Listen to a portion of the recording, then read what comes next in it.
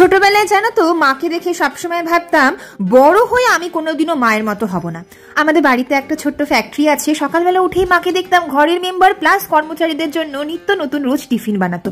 মাকে মাঝে মাঝে জিজ্ঞেস করতাম, আচ্ছা তোমার বিরক্তি লাগে না রোজ এত রান্না করতে? দেখো মা, আমার যখন সংসার হবে আমি রান্নার মাসি রেখে দেবো, আমার দ্বারা এত রান্না বান্না হবে না। এখন যখন বরের জন্য রোজ টিফিন বানাই মাঝে মধ্যে একটু বিরক্তি লাগে, কিন্তু বিকেলবেলায় এসে ও যখন রান্নাটার তারিফ করে তখন মনে হয় পরের দিন ডাবল এফর্ট দিয়ে ওর পছন্দের আরেকটা আইটেম ট্রাই করব।